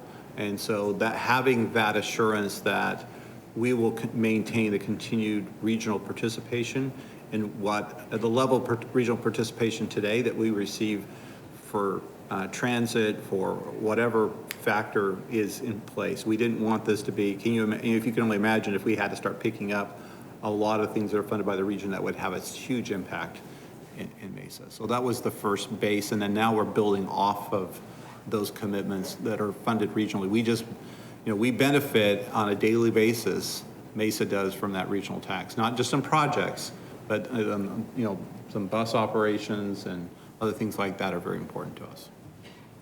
And I have one more kind of out-of-the-box question. Does the county have a climate action plan or some kind of measure as far as what the impacts are on our transportation systems and, with the growth and everything we have and what our CO2 emissions are, which cars are number one even? So I didn't know if there's any consideration on what that effect is on our decisions. Mayor and Vice Mayor, one of the biggest time-consuming elements of putting together this plan after a vote has been, after it's been ratified by the MAG Regional Council and the Transportation Policy Committee, is then this entire plan goes up to the federal government for air quality conformity analysis. And that takes a long time. It's a matter of months that MAG staff waits for the federal government to make sure that the enhancements that we're making are in conformity with the air quality plan that the region has to submit to the federal government, to the EPA. So these projects are evaluated then on the overall impact that the plan and the projects will have on air quality in Maricopa County. So is that done before it goes to the ballot or after? It's Mayor, Vice Mayor, it's done before it goes to the ballot. The goal is, and we'll talk about this a little bit later, after this summer is the goal for approving the plan, and at that point, this fall, we hope to get that process played out by the federal government for air quality conformity, so that by the time this plan is ready to go to the legislature next year for their approval, that it's received all the federal clearance that it needs. Great, thank you. Good segue that Mr. Brady had about the regional commitment that we see on a daily basis out of Prop 400. So I'll turn it over to Jody to talk about some of the commitments that we expect as a carryover from Prop 400 and then how bus and other transit will be funded going forward. Yeah, so I just have to break with Eric's maps, and my dotted lines are unfunded routes, not new requests. So the bus portion of what's being proposed for the extension is very different than what we have today. This first map shows what we're calling the base allocation for funding of bus service. So all of Mesa's bus routes that were scheduled to be Prop 400 funded by 2026 or 2025 when it expires will be funded moving forward in their base allocation discussion. We have only 3 routes that will not fit that base allocation, and that's because they operate solely within Mesa, and so to get Prop 400 funding right now, it has to cross into another jurisdiction. So that would be Stapley, Mesa Drive, and the Buzz. Other than that, with our base allocation, our routes will be funded as they are today, which is good. That's a significant chunk of change for us. Yeah, Mayor, Jody can't undersell that point. About 50% of our current bus service today is funded by the region. Under this plan, those commitments continue for 25 more years. Each of those routes would continue, and that's huge because you can imagine the impact on our budget if we had to reabsorb those routes into our general fund versus it continuing to be funded by the region. Go on to the next. Excuse me, Mr. Thompson. I know you already, I know you said that this was for existing routes, but I would be remiss if I didn't point out that in the 6.5 years I've been on council, there's still no bus penetration into District 6, and you have almost 1/5 of Mesa's population living in District 6. And we have some opportunities later on that I can share that will help us get routes to District 6. That's very awesome. I can't wait. I'm sitting on the edge of my seat. Thank you. We'll keep you on the edge of your seat just a minute longer as we talk about high-capacity transit before we come back to those other opportunities. Yes, so our high-capacity transit, what's in the projects that are in the plan right now is a streetcar extension down Rio Salado Parkway to Dobson Road, and then Dobson up to Main Street. So it connects into the light rail system, and we actually have a system connection. Whereas also ongoing discussions to look at trying to get an extension, continue that extension down Main Street to Southern and Southern over to Alma School as then a long-term end of the line. So let's pause on that for a second, because this is a major infrastructure project. So the current Tempe streetcar, which is completing construction and will be operational, by the end of the year? By December. By December. Under this plan, right now, one end of the Tempe streetcar is just north of Sun Devil Stadium. And this would extend the streetcar line into Mesa, past Mesa Riverview, past the Cub Stadium and the Economic Center at Riverview, and then turn south on Dobson Road and would end at the Sycamore, adjacent to the Sycamore Light Rail Station, so that folks who are commuting from Mesa into Tempe, whether it's for football or for ASU, would be able to get off at the Sycamore Station and then hop on the streetcar and hopefully go to their job at Riverview, at some of the great developments going on there, but continue the evolution of what all this massive development that we see happening on Rio Salado at this time. And then there's also a bus rapid transit project on Arizona Avenue and Country Club, so stretching from South Chandler up Arizona Avenue into Mason and ending at the light rail alignment on Main Street. And then, as Chris alluded to, the light rail state of good repair.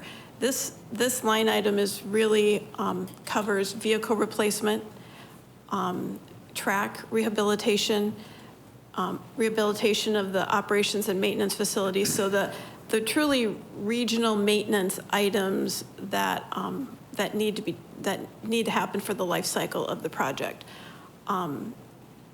You may hear there's some discussion, some non-rail cities believe that this means general maintenance for the light rail system that we have going on right now, and that's not what this is.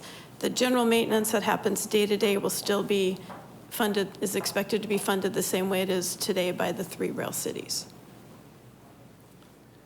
So for that, before we move on, again, a huge commitment from the region that it will continue the commitment that we made as a rail city, that the region will fund capital, will fund operations, and that is something that we certainly are joined by our fellow rail cities in ensuring that commitment continued from the region. But as Jody alluded to as well, this is one of the areas there's still some work in progress right now with MAG. One of the projects we did submit was the streetcar continuing down continuing down Dobson through the Asian District, down to MCC and Banner, and then over to Fiesta Mall.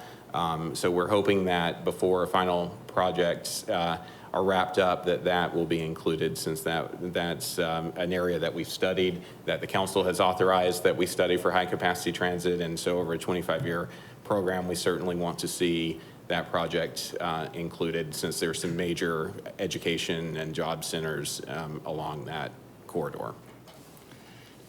Scott and Jody, this is the streetcar extension. I've got some neighborhoods that are pushing back on it, and so I think that it's important to do some outreach to the neighborhoods that it's going to go through, because, even though it's being driven by MAG or other entities, if you drive Rio Salado, even from ASU to Tempe Marketplace and then Rio Salado, it's more of I would say some commercial retail, but yet some industrial, unless there's some huge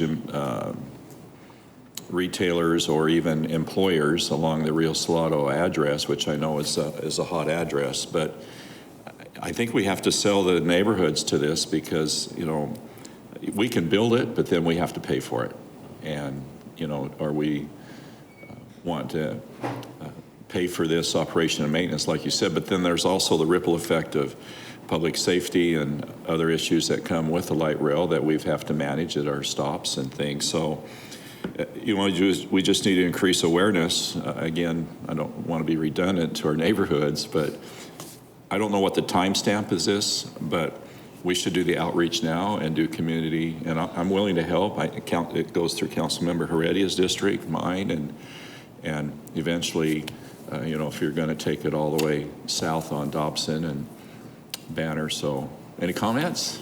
Yeah, Mayor and council member, I think Jody can speak to this. The good part of our public outreach, and you're right, certainly as this moves into a project that is looking at construction, there'll be aggressive public outreach, but we've been engaging many of the residents that you're talking about, both in your district and Councilmember Heredia's district, through the studies that we've been performing on this. And so, Jody, do you want to touch on those? Mayor, Councilmember Freeman. So when we did the two different studies, they were at two different stages of development, if you will. A light rail project or a rail project goes through many stages before it gets forward, gets funded. When we did the connection with Tempe, it was really a feasibility study, just is it feasible? And typically feasibility studies don't have a lot of public outreach. We are now working with Tempe and Valley Metro to put together a scope of work for what that next phase of the project would be, which is called defining a locally preferred alternative. And that phase has a very robust public involvement element to that. So as we start doing that, we will be reaching out a lot to the community, to the neighborhoods, and getting that input. And Mayor, Councilmember Freeman, we just found out on Monday, actually, that Congressman Stanton had included $4 million in the surface transportation bill that's working through Congress right now to do that next phase of environmental work and public outreach for the streetcar extension. So hopefully that'll continue through the process and be voted on by the full House and the full Senate, and that would be a great situation that federal funds could be used to do that next phase of outreach. Okay, so it's, we'll stay tuned to all that, and I have my personal opinion, but I'll leave it on the table right now, so thank you. Can I express my personal opinion? Yeah. I think it's the right direction to go to implement streetcars and looking at more high capacity without impacting our roads. We're going to have more traffic through there, more cars, more congestion is public safety for everybody, whether you're in a car or in a bike or walking is an issue. We have an aging population, and we have many of our young people who don't want to drive. We have Sloan Park and Riverview there. We are going to increase congestion in cars and air quality and impacts on public safety if we don't have an alternative in which we can move people, especially in our West Valley, where we have we're increasing the density of our living in a safe, climate-friendly way that's for all ages, all abilities. And this is something we won't even see, what it's going to be at least, 10, 15 years before we see maybe progress on it, see it to its completion. So we really need to look far ahead into what our city is going to look like in the next 20 years and beyond. It is not going to be the same as now, and we need to move in this direction. So thank you for the moment to express my personal opinion. Thank you. Thank you, Mr. Heredia. Yeah, it was interesting. Last maybe 2 weeks ago, took a tour with Congressman Stanton of the Tempe streetcar line, and we drove to Mesa along Riverview, Rio Salado to Dobson, and just the plans that ASU has and the city of Tempe along Rio Salado, adding probably tens and tens of thousands of individuals over the next 10 years, 10, 15, 20 years along that corridor.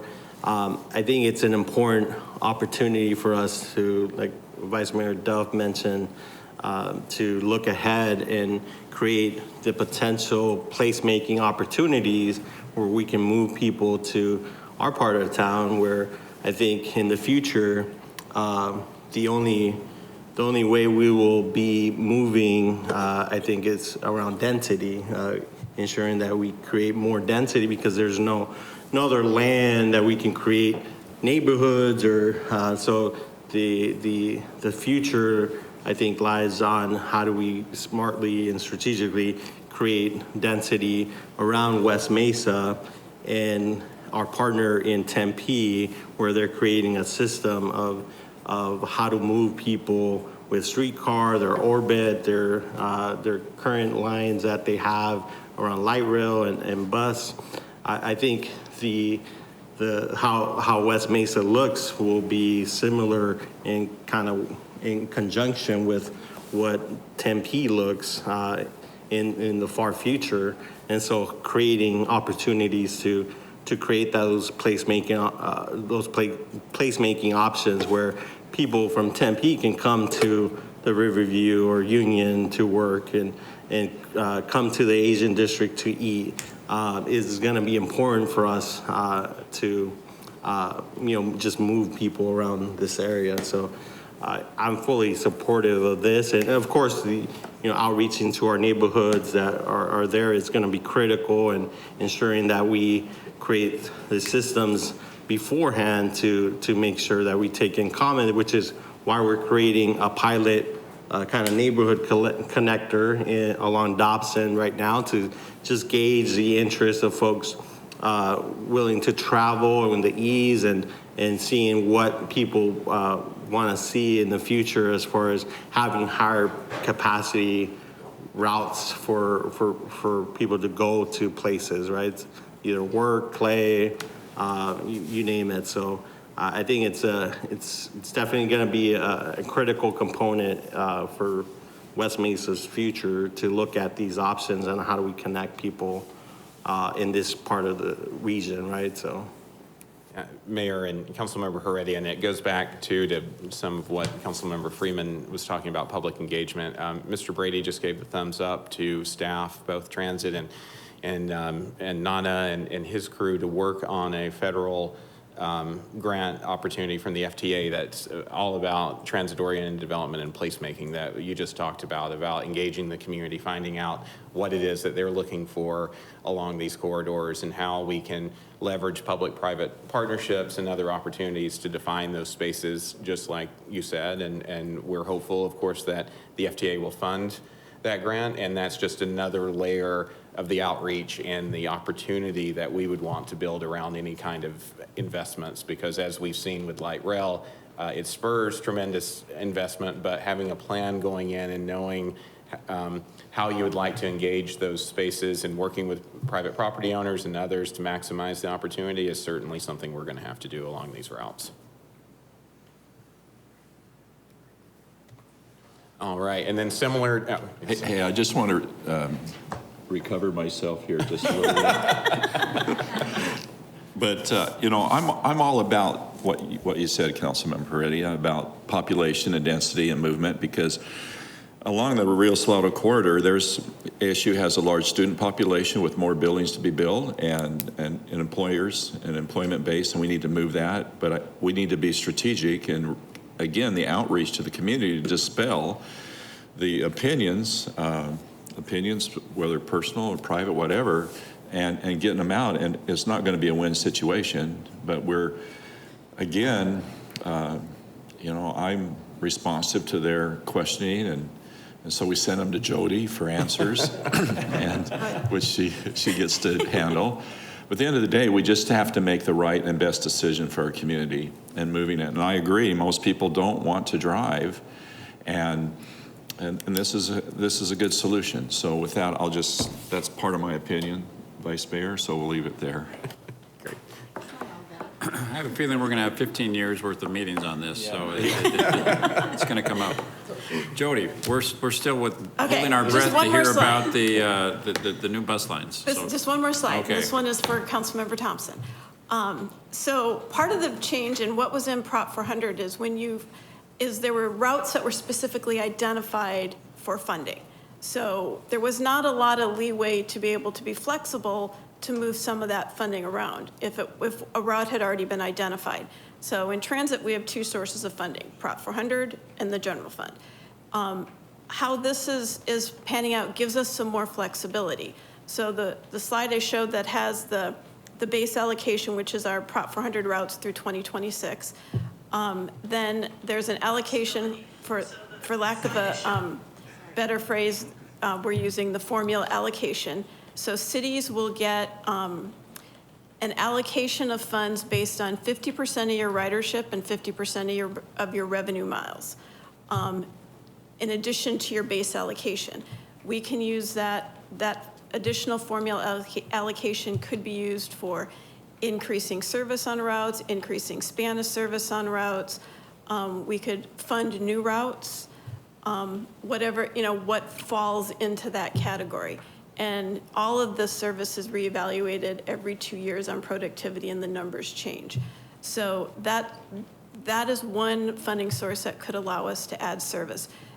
We want to be strategic, probably in the long term, because the seed funding for new routes in emerging markets is another funding source. So, excuse me, in East Mesa, if we wanted to try a route, but we weren't quite sure. There's some routes, there's some corridors we know we can put bus service on and it's going to be productive. If there's a route in East Mesa we want to do bus service, but we're not quite sure, we might want to apply for the seed funding, where the regional program over 4 years will fund the route, 90% of the route, 70% of the route, 50%, and 30%, with the city matching locally. So we have that 4 years to develop ridership to see if we want to continue funding that. So those are two options we have to be able to grow the service in East Mesa or improve frequency on the rest of the line. So that will really help us. These other items at the bottom, which help right now, express bus funding, ADA funding, bus replacement, park and rides, that all comes out of our JE. What's being proposed for this extension is they would come right off the top. It wouldn't impact our JE, but there would be no JE. So express bus, jurisdictional equity. Our portion of Prop 400. So all of that draws it down. And it does inhibit growing service. So on express bus, if multiple jurisdictions pay for an express bus, I'm going to pick on Phoenix a little bit here. If we want to add a new run on an express bus, Phoenix has to agree to be able to pay that, pay their share of that. If they don't, it's a challenge to run that. That conflict is going to be taken out. So we'll have express buses off the top, paratransit service. What is being recommended is that the region fund ADA paratransit service within the federal minimum, which is what Mesa already provides. So that would come off the top and not out of our allocation. Bus capital, things like park and rides, bus replacements, that would come off the top and not out of our allotment. And then regional services, which right now is coming off the top, things like the mobility center, the regional call center, fare collection systems, that stuff is a separate pot that will continue to come off the top. So this does give us more flexibility in being able to grow our system. Mayor, I just wanted to highlight what Jody just said, though, about the ADA paratransit service. The move that council made to bring our system into conformity with the federal requirements on that allows this to be an expense that's paid for by the region and will no longer count against Mesa's allocation. That's a big deal. So now that frees up other funds in transit that we can use for other endeavors. And so it was a lot of foresight from the council to go and approve that and bring that conformity so that can be a regional expense moving forward and not something that's charged back to the city of Mesa. So with that, oops, skipped over. Just again to highlight, Mayor, I'm sorry, Councilmember. Thank you, Scott. I just want to mention, I really appreciate the whole idea of the new technology that MAG is looking at. And I just texted somebody that I want to make sure I can talk about it. We may be in 15 years the age of the Jetsons, where we're going to have drones that are going to be carrying people back and forth. In fact, there's a company called Whiskero, and one of my companies that happens to be in Northeast Mesa is looking at that. So, you know, that may solve a lot of our regional problems. So Whiskero, it's one of a company partnering here in Northeast Mesa, and but they're pilotless. So you get in a drone and it picks you up and takes you where you want to go. So in 15 years, we may have something like that. So it'll solve some of our transportation problems. And I'm not crazy, this is actually happening. Mayor and Councilmember, we're bullish on that pot of money too, just with Waymo's presence in Mesa and the commitment that they've made as well. You'll see autonomous vehicle companies and others that have fortunately selected Mesa as their home base in the region that could benefit from those dollars and that connections that we can make to our transportation systems with autonomous vehicles. So I think that's still, as you said, to be determined over the course, but I'm sure it'll be put to good use as technology. Sure. It's a taxi drone and it carries a lot of people without a pilot, so it'll take you from one place to another. So let's see what the future holds. We'll be at the age of the Jetsons. So. Absolutely. We can see them haul Dr. Pombier around town, so I would love to see that. Okay. So just in wrapping up, again, this summer, no pressure on the mayor, but the idea is that the MAG TPC and then the regional council, which he's about to take over as chair, should be approving some version of this plan, hopefully similar to what we've presented today with just a few tweaks moving forward.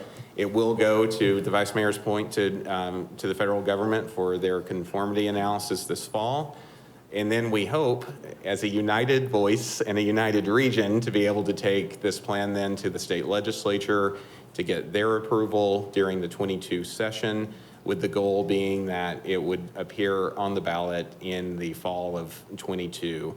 That does give a few years in case anything were to go sideways, either with legislative approval. We don't, with so much continuation of transit and other things at stake now, we don't want to wait till the very last election before Prop 400 expires. So that's why the goal is to get it to the voters in the fall of 22 and provide that buffer before the expiration of Prop 400.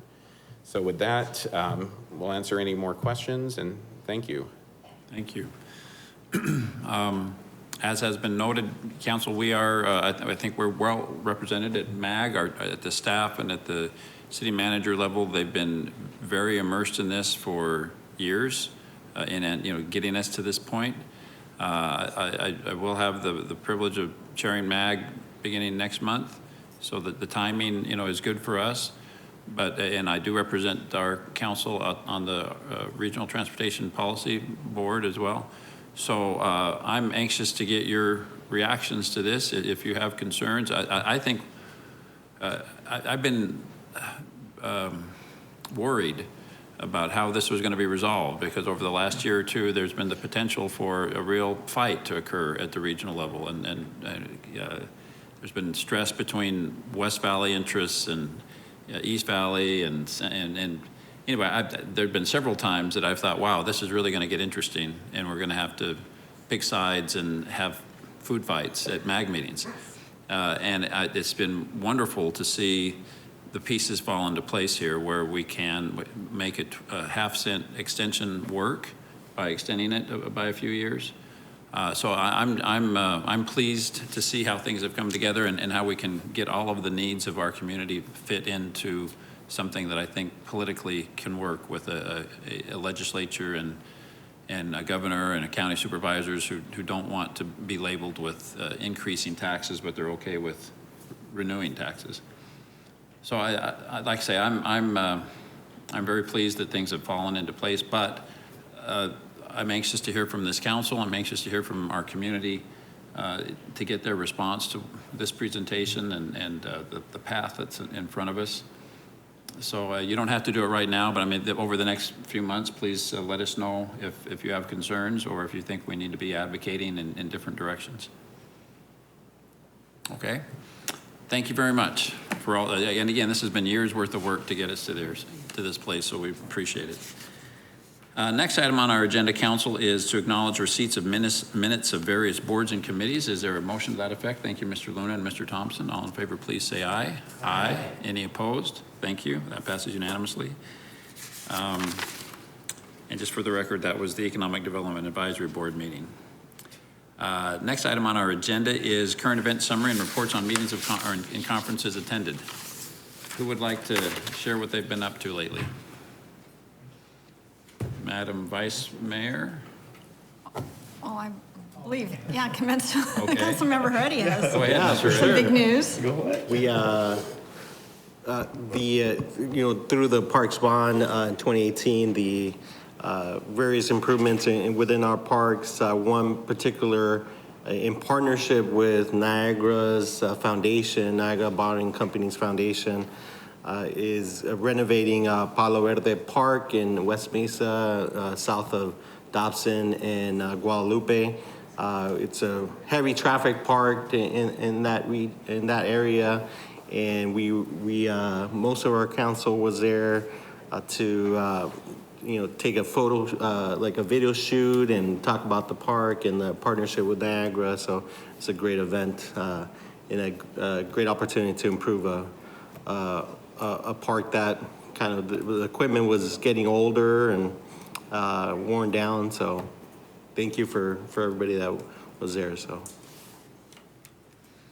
It's a beautiful park. I mean, it's a huge retention basin, and I know it's very utilized already, but it was, I'm anxious to come back with my my grandchildren after seeing the upgrade in that playground equipment. It's beautiful.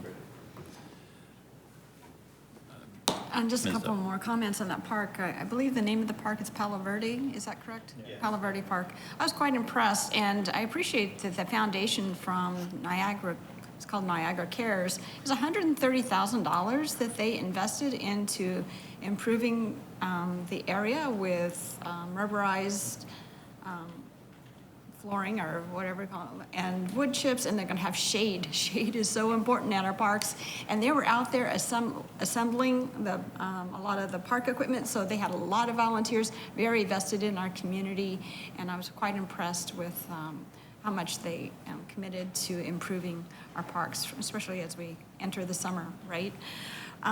Also, yesterday, I joined the mayor at Alice Cooper's Solid Rock Teen Center on North Country Club, just on the west side. It's Country Club in Maine, North Country Club on the west side.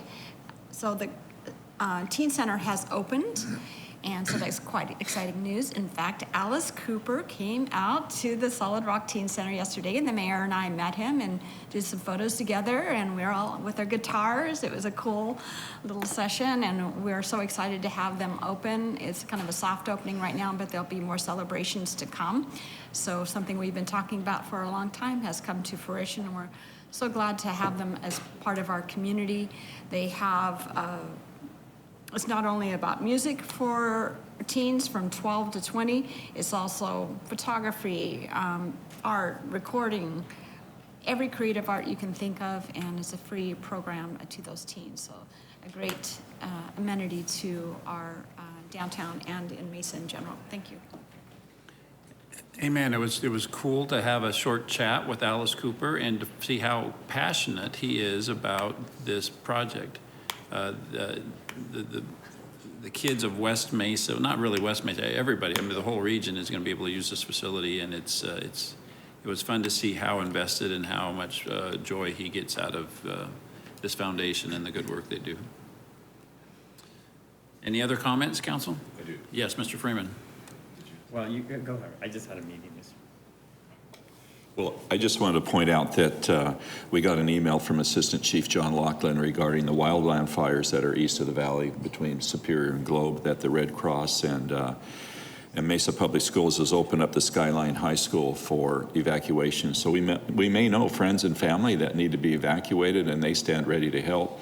But also, our Mesa Fire and Medical Department is also available to assist if needed in the city resources. So just a note for community and residents and friends and family. Thank you. Yesterday, I was part of the constituency group presidents meeting. We're planning our summer conference, which is July 8th and 9th, through the National League of Cities. So looking forward to that as well. Great. Thank you. Any other comments, Council? Hearing none, Mr. Brady, what does our schedule of future meetings look like? Thank you, Mayor. We'll meet again next Thursday for study session to review the upcoming agenda and a few other items. So we'll see you then. Thank you. That concludes all of the items on our agenda. Is there a motion to adjourn this meeting? Thank you, Mr. Loon and Mr. Thompson. All in favor, please say aye. Oh, I'm sorry, but Julie, did you have something else? I'm just trying to make a motion. Oh, okay. Thank you. Yeah, I leaned to my left. You gotta make a motion to make the motion. All right. I think there was a vote, and this meeting is adjourned. Okay.